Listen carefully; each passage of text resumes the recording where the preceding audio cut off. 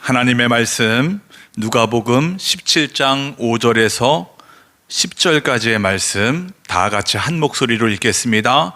사도들이 주께 여짜오되 우리에게 믿음을 더하소서 하니 주께서 이르시되 너희에게 겨자씨 한 알만한 믿음이 있었더라면 이 뽕나무더러 뿌리가 뽑혀 바다에 심기어라 하였을 것이요 그것이 너희에게 순종하였으리라. 너희 중 누구에게 밭을 갈거나 양을 치거나 하는 종이 있어 밭에서 돌아오면 그더러 곧 와 앉아서 먹으라 말할 자가 있느냐? 도리어 그더러 내 먹을 것을 준비하고 띠를 띠고 내가 먹고 마시는 동안에 수종 들고 너는 그 후에 먹고 마시라 하지 않겠느냐? 명한 대로 하였다고 종에게 감사하겠느냐? 이와 같이 너희도 명령받은 것을 다 행한 후에 이르기를 우리는 무익한 종이라 우리가 하여야 할 일을 한 것뿐이라 할지니라. 아멘. 우리의 인생은 짧으면 짧고요, 길다면 긴 겁니다. 그런 인생을 믿음으로 신앙생활을 하고 있습니다. 그것도 우리의 믿음 생활이 짧으면 짧은 거고 길면 긴 겁니다. 여러분의 믿음은 어떻습니까? 그동안 지금까지 온 여러분의 그 믿음 생활을 보면서 그 신앙 생활과 그 믿음을 보면서 과연 어떻게 평가하시겠습니까? 만족스러우세요? 괜찮아 보이는 것 같아요? 오늘은 우리 하늘샘교회가 창립한 지 11주년 되는 날입니다. 벌써 시간이 이렇게 흘렀습니다.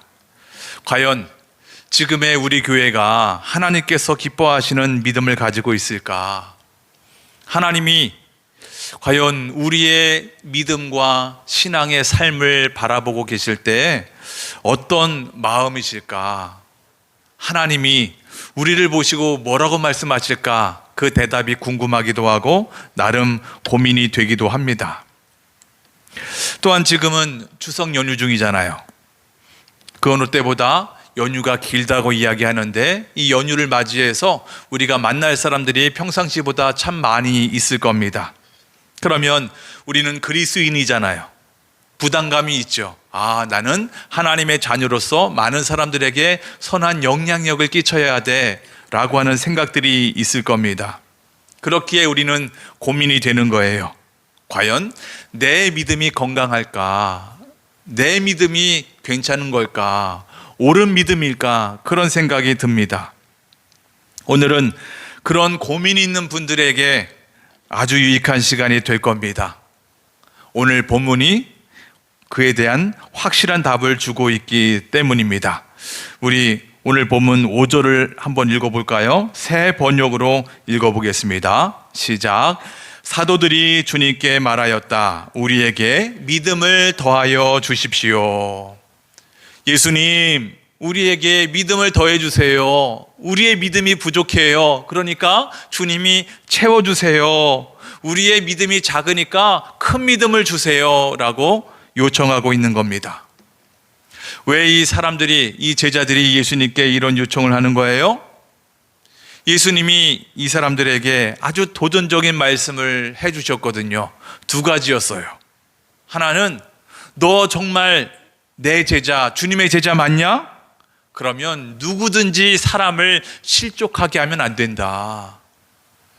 누군가가 너로 인해서 믿음이 멀어지게 하면 안 되는 거다라는 거죠. 보세요. 제자들이 이 예수님의 말씀을 듣고 얼마나 부담스러웠겠습니까? 아니, 그래도 우리가 아무리 예수님의 제자지만 우리는 여전히 죄인이고 연약한 모습이 많이 있는데 과연 누구에게 상처 주지 말라고? 누구에게 실족하게 하지 말라고? 믿음에서 멀어지기만 안 된다는 거야? 우리가 조심하긴 하지만 만약에 그런 경우라면 차라리 우리의 목에 맷돌을 달아 어디로 가라고요? 바다에 빠지는 게 낫다는 거예요. 여러분, 얼마나 무시무시한 말씀입니까? 뿐만 아니에요. 너 정말 주님의 제자 맞냐? 그러면 죄를 지은 사람이 회개하고 돌아오면 몇 번씩이든 너희들 용서해 줘야 된다. 어느 정도까지 용서하래요? 끝까지 용서해라. 끝까지. 여러분, 이 말씀 역시나 너무도 부담스럽습니다. 그래도 우리가 아무리 예수님의 제자지만 나 자신도 죄 짓는 나 자신이 너무 싫어서 나 자신을 용서할 수도 없는데 어찌 남을 용서할 수 있단 말인가. 참 너무도 부담스러운 거죠. 그것도 반복해서 죄 짓고 회개하는 사람을 용서해 주라는 거예요.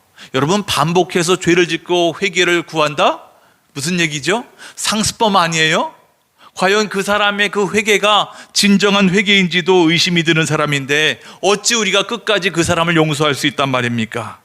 도저히 그럴 수 없을 것 같은데 이를 어쩐단 말입니까? 그래도 예수님이 그나마 우리에게 위안을 주는 말씀을 해주십니다. 그 말씀이 1절입니다. 이렇게 말씀하시죠. 다 같이 시작.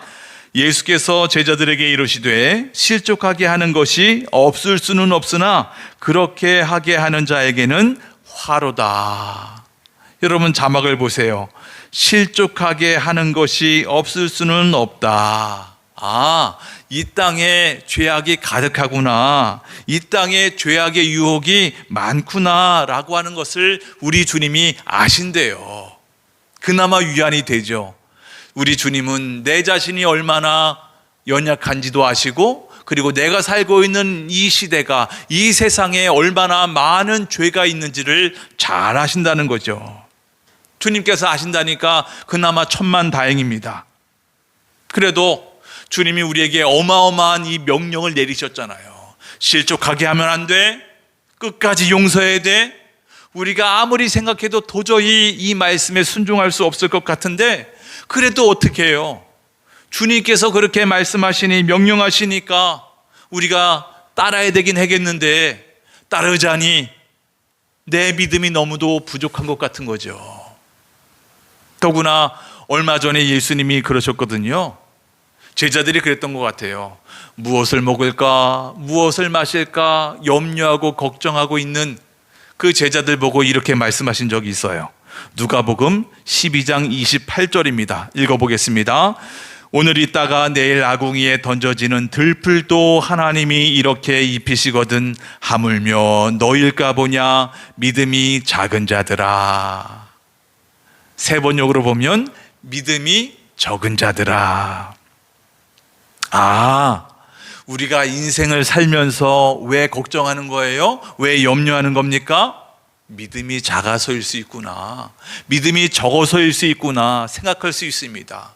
우리가 하나님의 자녀로서 왜 주님의 말씀에 순종할 수 없는 거예요? 믿음이 작아서일 수도 있겠구나, 믿음이 적어서일 거야. 그래요. 우리의 믿음의 크기에 따라서, 우리의 믿음의 양에 따라서 우리가 순종할 수 있는지 아닌지 결정할 수 있는 거구나, 이렇게 생각할 수 있죠. 마치 우리가 짐을 들 때 가벼운 거 들 때보다 무거운 짐을 들 때 훨씬 더 큰 근육을 사용해야 되는 것처럼 우리가 예수님의 큰 명령에 순종하기 위해서는, 그 일을 잘 감당하기 위해서는 더 큰 믿음이, 더 많은 믿음이 필요하다고 생각하는 거죠. 나에게, 제자들에게 이런 큰 믿음이 없으니까 달라는 거예요. 그래서 제자들이 오늘 본문의 5절에서 이렇게 간절히 요청한 겁니다. 주님, 우리에게 믿음을 더하소서. 우리에게 더 큰 믿음을 주세요. 더 많은 믿음을 주세요. 더 특별한 믿음을 주셔야 합니다. 큰 믿음이 있어야 주님의 그 큰 명령을 수행할 수 있지 않습니까? 큰 믿음이 있어야 큰 능력을 가지고 큰 역사를 이룰 수 있습니다. 이렇게 고백하는 거예요. 어떻습니까? 과연 주님이 뭐라고 대답하셨겠습니까? 전혀 우리가 생각하지 못한 뜻밖의 말씀을 하십니다. 그 말씀이 6절입니다. 세 번역으로 읽어보겠습니다. 시작.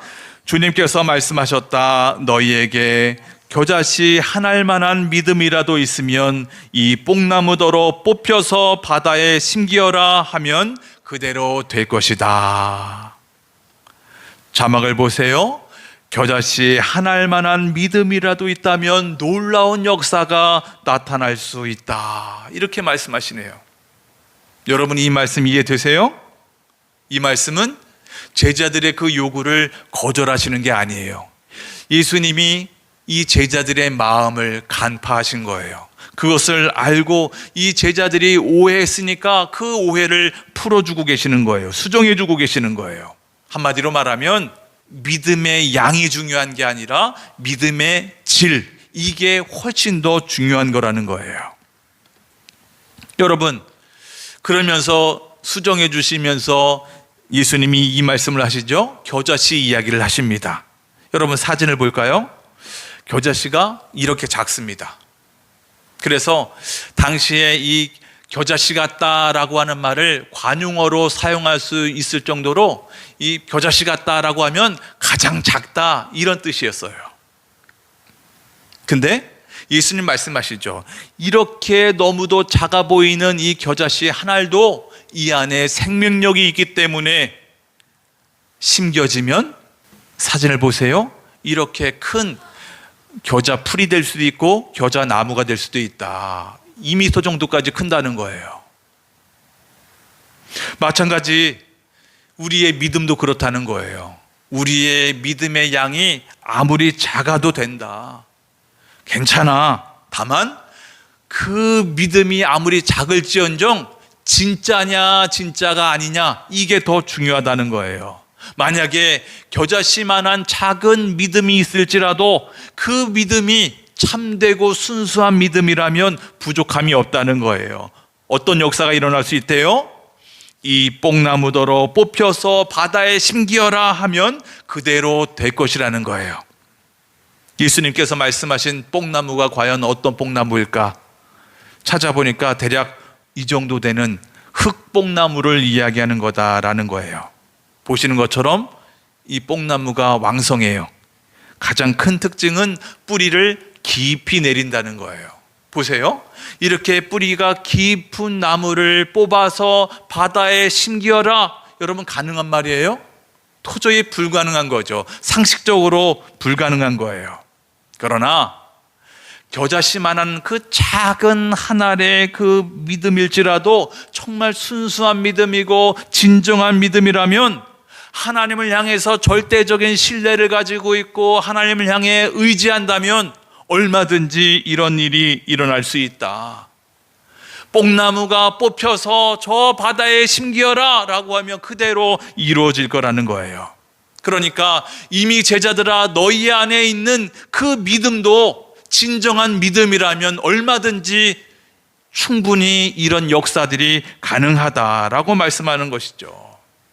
그러니까 우리 사람마다 믿음의 크기는 다 다를 수 있지만 그 믿음 안에 생명력이 있는가, 과연 하나님을 향한 신뢰의 마음이 있는가, 주님을 진정 사랑하는 마음이 있는가, 그러니까 이 믿음의 유무, 진정한 믿음인가 아닌가라고 하는 것은 과연 그 믿음 안에 살아계신 하나님을 향한 진정한 신뢰의 마음, 사랑하는 마음이 있냐 없냐, 이게 중요하다는 겁니다.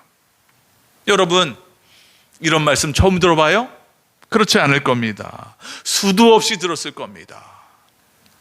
그러나 우리가 이 말씀을 흘려 들으면 안 되는 거예요. 간과하면 안 되는 겁니다. 보세요. 우리가 수년째 신앙생활을 하고 있지만 여전히 이 믿음에 대해서 얼마나 오해하고 있는지 몰라요. 어떤 오해가 있죠? 우리가 큰 일을 하려면 말이야, 큰 사역을 감당하려고 하면 큰 믿음이 필요한 거야. 우리가 얼마나 이런 생각이 있습니까? 그 말은 곧 믿음의 크기에 따라서, 믿음의 양에 따라서 내가 하나님의 말씀에 순종할 수 있는지 없는지, 하나님의 큰 사역을 감당할 수 있는지 없는지 성패가 갈린다고 생각하는 것, 이거 주님께서 말씀하신 이 믿음에 대한 오해라는 거예요. 여러분, 이 잘못된 믿음에 대한 오해를 가지고 있으면 우리가 얼마나 위험에 빠질 수 있는지 몰라요. 왜냐하면 이 믿음을 마치 내 공로를 쌓는 도구나 아니면 힘을 키우는 도구로 볼 수 있기 때문인 거예요. 예를 들면 이런 거죠. 나는 열심히 기도해서 열심히 매일매일 묵상하고 성경을 몇 독했는지 몰라. 그래서 나는 믿음을 얼마나 차곡차곡 쌓았는지 몰라. 나 믿음 100개거든. 나 믿음 이만큼이고 이만해. 너는 지금 믿음이 50개밖에 안 되네? 그러니까 너 기도해. 새벽 기도해. 새벽 기도할 때마다 믿음이 1개씩 쌓아질 수 있어. 또 철야 기도하면 2개씩 쌓을 수 있고, 또 뭐가 있을까요? 금식 기도하면 3개씩 쌓을 수 있어. 그러니까 한번 열심히 한번 해봐. 믿음을, 내 공로를 쌓는 도구가 될 수 있다는 거예요. 내 힘을 키우는 자원으로 생각할 수 있다는 것이죠. 이렇게 큰 믿음을 가지고 우리가 큰 하나님의 명령을 수행하고 나면 어떤 일이 생길까요? 나도 모르게 자랑할 공로가 생기는 거예요. 다른 말로 하면 나도 모르게 내가 이렇게 큰 사역을 감당할 수 있게 된 영적인 우월감이 생긴다는 거예요. 봐라, 내가 저 사람보다 믿음이 크기 때문에 더 큰 일을 한 거야. 반면에 그러지 못한 사람은 영적인 패배감이나 죄책감이나 자책감에 빠지는 거죠. 나는 믿음이 작아서, 믿음이 없어서 어떤 일도 할 수 없어. 여러분 기억하십니까? 지난 수요 예배 시간에 이게 뭐였습니까? 율법주의자들의 전형적인 열매들, 영적인 우월감, 죄책감, 패배감이었습니다. 보세요. 우리는 전혀 하나님 앞에 내세울 게 없는 사람들입니다. 여러분, 내 힘으로 구원받았습니까? 내 노력으로 구원받았습니까? 여러분 열심히 노력해서 믿음을 가진 겁니까? 아니요. 우리는 구원을 받기 직전까지 하나님을 향해서 삿대질을 하던 사람들입니다. 도저히 구원받을 수 있는 자격이 없던 사람들입니다. 여러분, 만약에 우리 주님이 원수된 우리를 구원하실 계획을 세우지 않았더라면, 내가 내 원수라도 구원하리라 라고 하는 하나님의 의지가 없었더라면 우린 국물도 없는 거예요.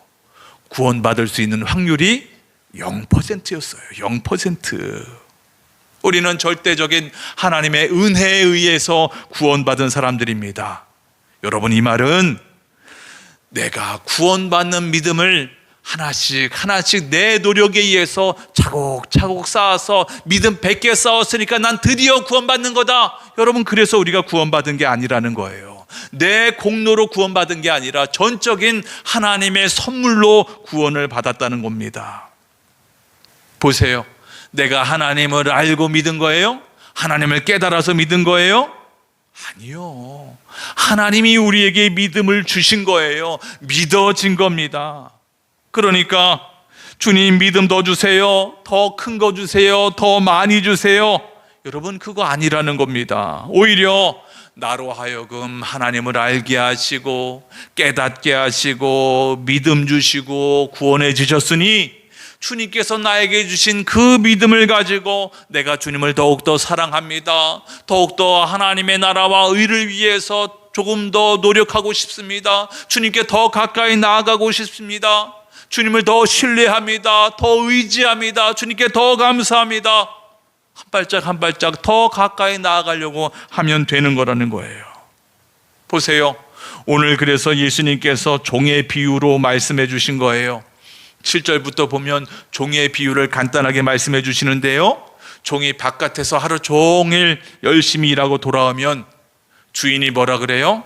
어이구 수고했다, 와서 밥 먹어라, 이렇게 이야기하지 않는다는 거예요. 오히려 일하고 돌아오면 해야 할 또 다른 일이 있잖아요. 주인의 시중을 들어야 돼요. 주인의 밥을 차려야 됩니다. 또 주인이 밥을 먹는 동안 옆에서 서 있다가 시중을 계속해서 들어야 되는 거예요. 그 이후에나 자기에게 먹을 수 있는 시간이 주어진다는 거예요. 왜요? 종이기 때문에. 종이기 때문이라는 거예요. 그러니까 종의 역할이 뭐예요? 언제든지 어느 상황에든지 주인의 시종을 드는 게 마땅하다는 거예요. 당연한 도리라고 하는 겁니다. 보세요. 예수님의 은혜로 말미암아 구원을 받은 우리, 그래서 내 안에 계신 주님을 모시며 살아가는 우리도 마찬가지라는 거예요. 내가 하나님의 자녀로서 하나님께서 나에게 맡기신 사역에 최선을 다해서 땀을 흘리며 충성을 다했다고 해서 내가 그에 대한 보상을 바라거나 대가를 바라서는 안 된다는 거예요. 단지 하나님을 따르는 주님의 종으로서, 제자로서 그냥 단지 마땅히 해야 할 일, 충성스럽게 감당해야 될 일이라는 것 뿐이라는 거죠. 그래서 9절에 예수님이 다시 한번 강조하세요. 그 종이 명령한 대로 하였다고 해서 주인이 그에게 고마워하겠느냐. 종이 주인의 명령에 순종하는 것이 너무나도 당연하다는 거예요. 그렇기 때문에 주인이 종에게 감사를 표시하겠느냐? 그렇게 말할 사람 단 한 사람도 없다라고 우리에게 말씀해 주고 있는 겁니다. 사도 바울이 그랬어요. 사도 바울은 그가 쓴 여러 서신서 앞부분에 특히 이렇게 자기는 예수님의 종이었다고, 종으로 부름을 받았다고 고백하고 있습니다. 로마서 1장 1절 세 번역으로 읽어보겠습니다. 그리스도 예수의 종인 나 바울은 부르심을 받아 사도가 되었습니다. 내가 주님의 종으로 부르심을 받았기 때문에 얼마든지 그 사역을 감당하면서 많은 고난을 받았습니다. 고린도후서 11장에 보면 나는 종으로서 수도 없이 주님의 사역을 감당하다가 매도 맞았습니다. 감옥살이도 했어요. 줄이고 목마르고 배고프고 헐벗고 여러 번 죽을 고비도 넘겼습니다. 그러나 나는 전혀 불평하거나 어떠한 보상도 바라지 않았습니다. 그저 복음 전하는 일에만 집중했을 뿐입니다. 왜요? 고린도전서 9장 16절 공동번역 개정판으로 읽어보겠습니다. 내가 복음을 전한다 해서 그것이 나에게 자랑거리가 될 수는 없습니다. 그것은 내가 마땅히 해야 할 일이기 때문입니다. 아멘. 그렇기 때문에 단지 우리가 고백해야 할 것이 있다면 바로 이것입니다. 오늘 본문 10절입니다. 오늘 예수님이 말씀하시고자 하는 핵심이 여기에 담겨 있습니다. 세 번역으로 읽어보겠습니다. 시작. 이와 같이 너희도 명령을 받은 대로 다 하고 나서 우리는 쓸모없는 종입니다. 우리는 마땅히 해야 할 일을 하였을 뿐입니다. 하여라. 아멘. 여러분 어떠세요? 아멘이세요? 진정 아멘이세요? 정말 가슴에서 우러나오는 고백인 거예요? 아멘의 고백입니까? 별로 대답이 없지요. 맞아요. 저도 그래요. 저도 사실 몇 가지 의문이 들어요. 보세요. 우리가 하나님의 자녀로 그리스도인으로서 예수님의 제자로서 우리가 이 땅을 살아나가면서 하나님의 사역을 감당하고 있는데 그 일하는 사역이 만만합니까? 그리 쉬운 일이에요? 아니요. 주님의 사역을 감당하는 게 그리 쉽지 않습니다. 고민해야 되고 아파야 되고 때로는 울어야 됩니다. 너무 버거워서 도망가고 싶기도 합니다. 내 능력의 한계, 내 인내의 한계를 맛보면서 죄송합니다만 때려치고 싶을 때도 있어요. 어떤 목사님은 나는 그런 생각을 단 한 번도 해본 적이 없어요 라고 고백하는 분들도 계시는데 저는 너무도 못됐는지 아니면 배은망덕한 건지 모르겠지만 이런 생각 들 때가 있었습니다. 정말 궁금하지 않습니까? 정말 내가 한 사역이, 내가 한 일이 무익한 겁니까? 쓸데없는 거예요? 가치가 없는 겁니까? 아니, 세상에서 가장 가치 있는 일이고 복되고 가장 귀한 일인데 왜 무익한 종이라고 고백해야 됩니까? 사실 이 말씀은 우리 하는 그 사역 자체가 가치가 없어서 이렇게 고백하라는 게 아닙니다. 그만큼 종이 해야 할 일을 행했기 때문이라는 거예요. 마땅히 종으로서 해야 할 일을 했기 때문에 그 종이 자랑할 게 아니라는 거예요. 또 하나, 왜 내가 이 말씀에 강한 의문이 들까 생각해 봤더니요, 제가 이 종이라고 하는 그 신분이 어색한 거예요. 왜? 저는 그동안 제 관심은 나는 하나님의 복된 자녀야, 왕이신 하나님의 자녀야, 나의 신분은 하나님, 왕이신 하나님의 자녀야, 여기에 내 신분과 내 정체성이 꽂혀 있었거든요.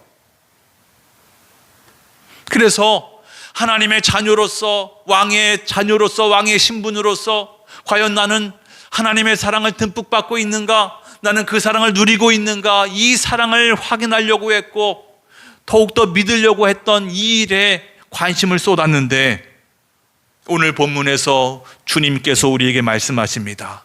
너는 하나님의 자녀일 뿐만 아니라 하나님의 종이다. 우리의 또 다른 신분이 종이라는 거예요. 종. 여기에 별로 관심을 갖고 있지 않다 보니까 이 종이라고 하는 나의 신분이 어색한 거예요.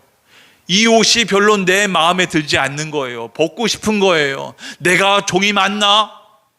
그래서 우리는 삶 속에서 내가 어떤 일을 잘 못하면 종으로서가 아니라 하나님의 자녀로서 하나님이 용서해 주실 거야, 하나님이 이해해 주실 거야, 괜찮아, 하나님 화내지 않으셔.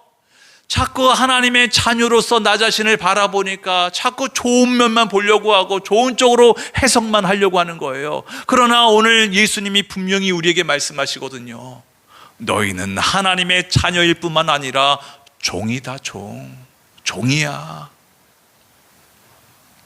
여러분은 내가 하나님의 자녀일 뿐만 아니라 하나님의 종이라고 하는 신분임을 잊지 않고 있습니까? 늘 기억하고 있습니까? 여러분, 이거 우리가 잊으면 안 되는 거예요. 왜? 잊으면 실수하거든요. 대충 할 수 있거든요. 예수님의 제자들 보세요. 왜 큰 믿음을 달라고 했죠? 큰 사역을 하려고 하면, 큰 하나님의 명령에 순종하려고 하면 그에 필요한 큰 믿음이 필요하다. 여러분, 이렇게 말할 수도 있지만 보세요. 큰 믿음을 가지고 있으면 큰 사역을 감당할 수 있잖아요. 그러면 하나님께서 기뻐하실 뿐만 아니라 많은 사람들에게 어떻게 돼요? 칭찬받기도 하고 존경을 받기도 합니다. 뿐만 아니죠, 그 많은 큰 영광을 누릴 수 있는 거예요. 와, 저 대단한 저 서기관님, 저 바리새인님 대단하세요. 영광을 다 누릴 거 아닙니까? 그런 하나님의 영광을 취하고 싶은 욕심이 있었던 것이죠. 주님이 이걸 간파하신 거예요. 콕 집으신 거예요. 너희들의 신앙의 근본인 그 믿음, 그 믿음의 본질부터 너희들 잘못됐다. 주님께서 말씀하시고자 하는 핵심이 이거예요. 너희들의 신분은 자녀일 뿐만 아니라 종이다. 종으로서 하나님께서 명령하신 것을 마땅히 해야만 하는 존재라는 거예요. 종으로서 너희들이 어떤 사역을 감당했냐? 그러면 사례를 기대하면 안 되는 거야. 대접을 받으려고, 칭찬을 받으려고 너희들 그렇게 애쓸 필요가 없다는 거죠. 마지막 강하게 의문이 들었던 것은 무익한 종이라고 하는 거예요. 쓸모없는 종이래요. 여러분, 솔직히 고백해 볼까요? 여러분, 우리가 그동안 하나님의 사역을 감당하면서 주님의 일을 한다면서 그 안에 우리의 불순물들이 얼마나 많았습니까?